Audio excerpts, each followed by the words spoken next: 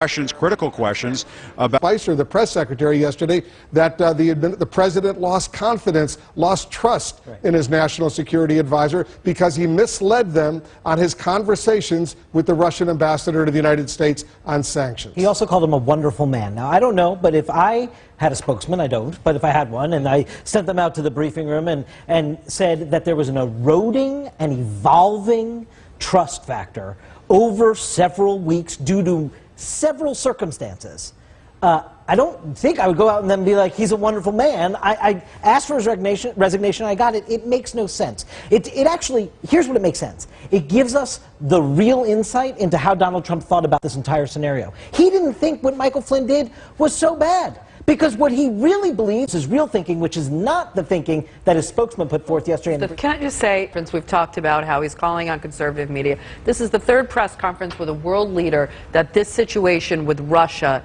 is dominating the news, is distracting from his other foreign policy agenda. This is a very important meeting with Prime Minister Netanyahu, a good story for Donald Trump to talk about rekindling this relationship with Israel after 8 years of acrimony. This could be a good press story for him, but yet this story continues to dog him, and it continues to distract his entire administration. I want to get some analysis from our CNN Global Affairs analyst, the distinguished scholar at the Woodrow Wilson International Center, Aaron David Miller, who served for multiple U.S. secretaries of state, was intimately involved in the peace process. You heard what both of these leaders said. The President of the United States making new policy.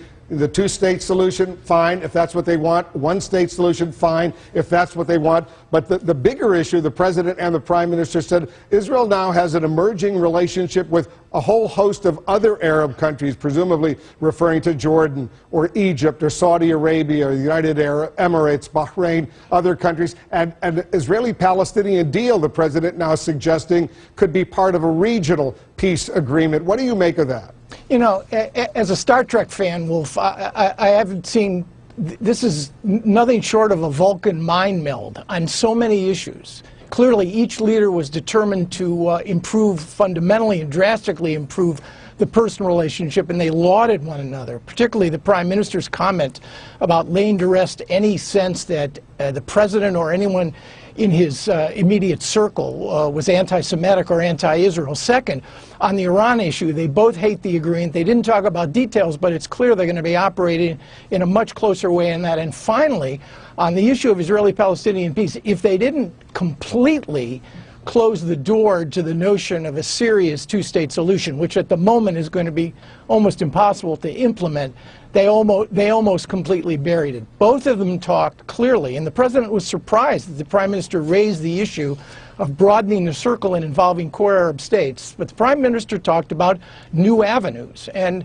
on all three things, I think you're going to see, at least for now, a profound improvement in both the personal and the substantive relationship between these two. One additional point.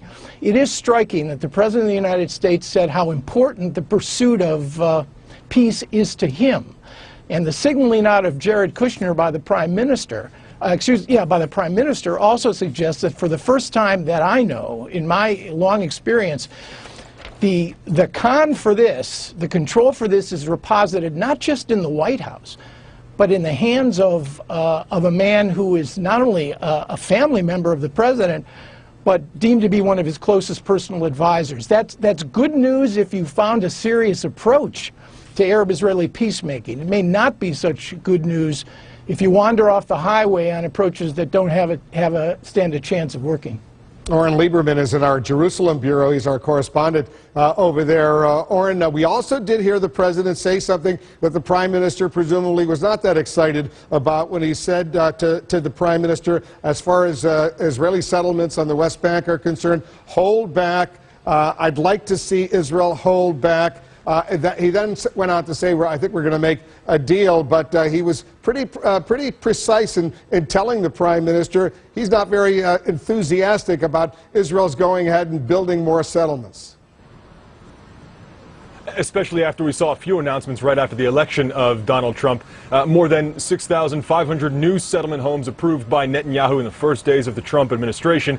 That prompted President Trump, when he interviewed with Israel Hayom, one of the local dailies, to say settlement expansion is unhelpful to peace. So making it clear here, hold off on this a little bit. And you're absolutely right. That's not what Netanyahu wanted to hear. When he was asked about that in a follow-up question, he said, we'll come to some agreement. It'll be interesting to see if they do come to some agreement. Perhaps one of the options floated by the defense minister here and the transportation minister is expansion and settlement growth within the settlement blocks and freezing them outside of the settlement blocks. Although thousands of settlement homes is a large number, it's the largest settlement approval we've seen from Israel in years, it's not enough for Israel's right-wing government and many in that government who want to see not only thousands of settlement homes, they want to see annexation of all or parts of the West Bank. In fact, one of the most outspoken right-wing politicians in the government, Naftali Bennett, the education minister, tweeted right after the end of this conference, and here's what he said.